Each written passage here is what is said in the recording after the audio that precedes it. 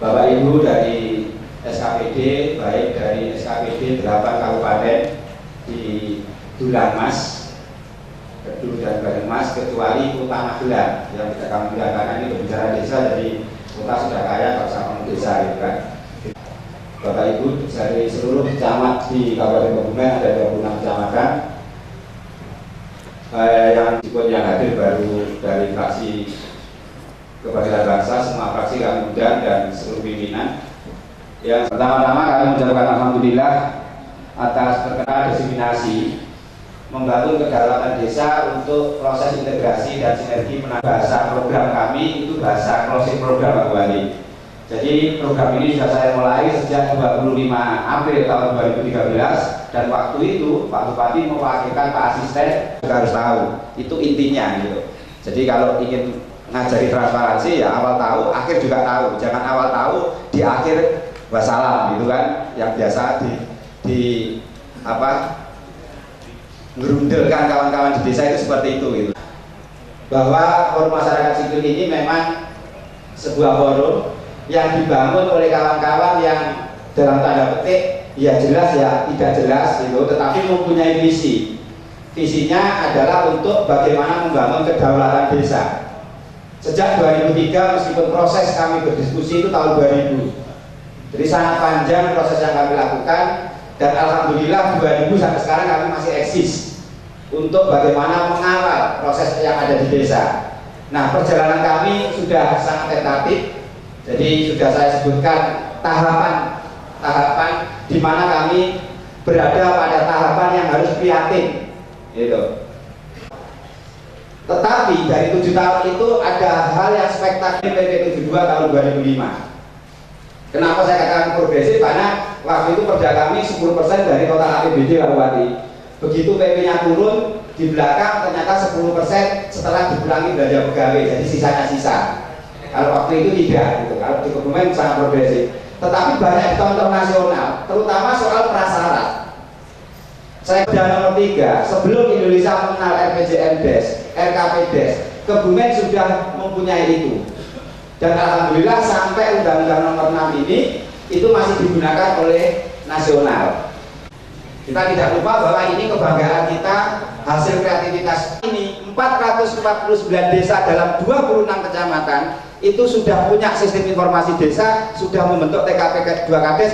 Bahkan saya sampaikan kepada kawan-kawan, semua APBD di tahun 2015 untuk desa sudah menganggarkan untuk hal-hal yang sifatnya kemiskinan. Itu ya disiklusan. Alat kami perjuangan itu sebenarnya sederhana. Bagaimana itu saja yang kita kawal, baik kebijakan di level desa maupun di level kabupaten. Kami mengawal suara masyarakat harus masuk di RPJMDes, harus masuk di RKP desa, harus masuk dengan kuota kecamatan. Itu adalah penghargaan terhadap suara rakyat yang ada di tingkat kabupaten. Dan ini ternyata sudah dicontoh hampir dari Sabang sampai Merauke. Kebijakan kota kecamatan itu sudah banyak yang menyontoh. Nah, Bapak Ibu sekalian, ketika tadi kita sudah menyelesaikan satu tahapan dalam konteks perencanaan desa, dan satu tahap yang baik untuk menuju bagaimana kita meningkatkan kesejahteraan masyarakat di tingkat desa. Dan yang terakhir, saya kira yang sangat penting tadi disampaikan oleh Pak Yusuf juga, mudah-mudahan setelah dijadikan contoh, Bapak Ibu tidak terlena dengan keberhasilan. Sapa masih akan terus membantu di Kabupaten Kebumen, tapi kita harap model-model kesejahteraan baru di tingkat desa. Mewujudkan desa yang benar-benar berdaulat tergantung dari rembukan antara perangkat desa dan masyarakatnya. Berdasar Undang-Undang Masyarakat Desa, jadi dengan modal yang ada ini, maka setiap desa harus kreatif memberdayakan potensi desanya serta mengedepankan gotong royong membangun desa.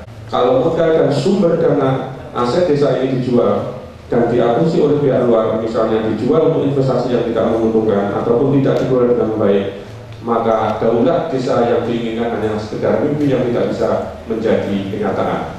Yang ada nanti hanya program jaksa masuk desa, dan ini tidak kita harapkan bersama. Maka dari itu, langkah tepat adalah membidik potensi sumber daya yang ada di desa, didukung oleh modal atau anggaran desa sesuai dengan amanat undang-undang desa tadi, ini bisa dikembangkan dengan lebih baik, khususnya di sektor-sektor ekonomi. Menurut BPS, jumlah penduduk miskin tahun 2014 di Kebumen mencapai. Ini suka melihat cuman di satu sisi. Saya sampai seperti itu. Sebenarnya berat di hati saya, perlu saya sampaikan. Suatu contoh saya kenapa tadi APBD harus 3. Waktu tahun 2011 jam kesedah dari 3 miliar saya kurangi 1,7.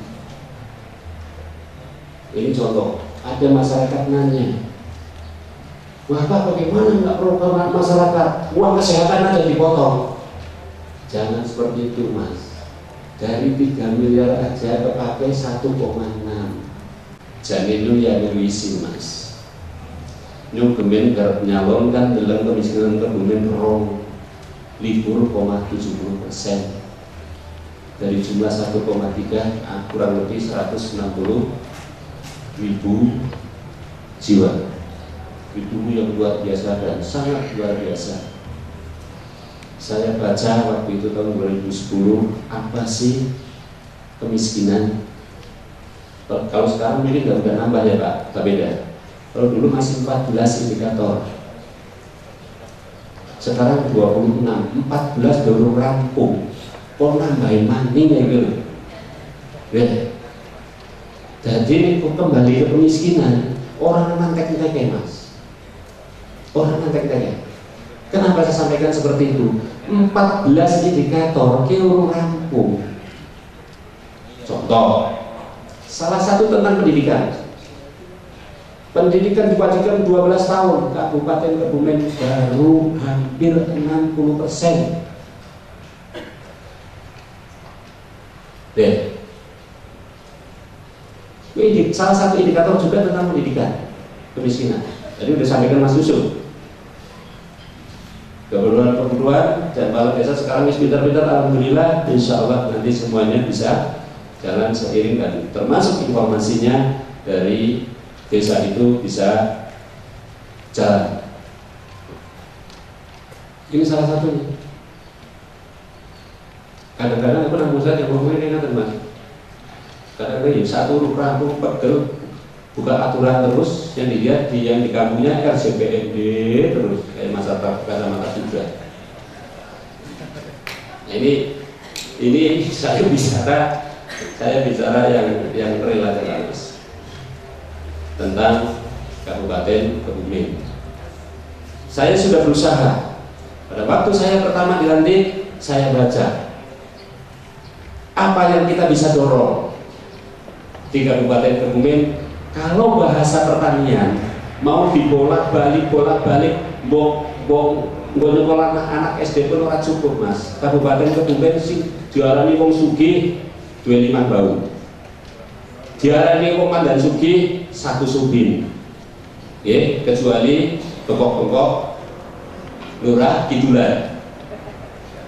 Nggih, ini masyarakat, saya bicara masyarakat. Mbok dibolak-baliknya orang bakalan cukup nyekolah anak Mas. Pengembangan dari aspek hasil tambahan seorang petani. Karena nelayan kita bukan nelayan Cirebon ataupun nelayan Cilacap. Karena petani kita juga nelayan.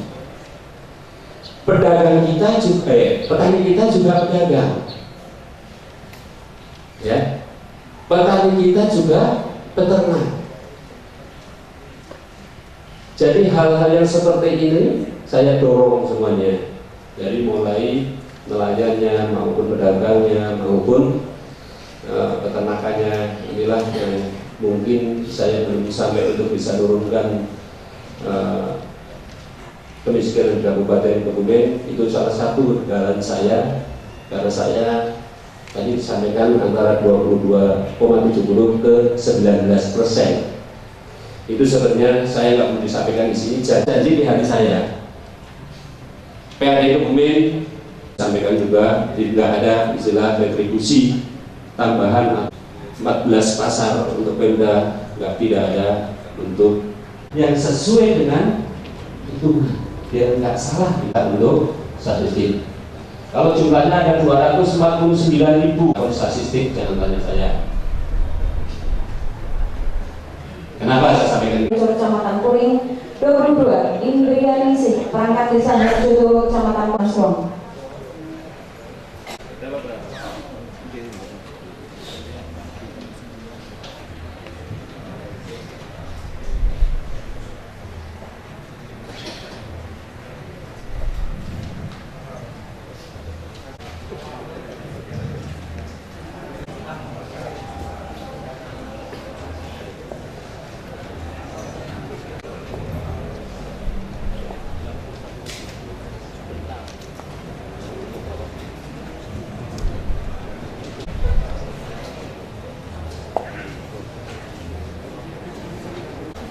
Ya, wis. Nuwun. Ya, terima kasih. Buka, Pak.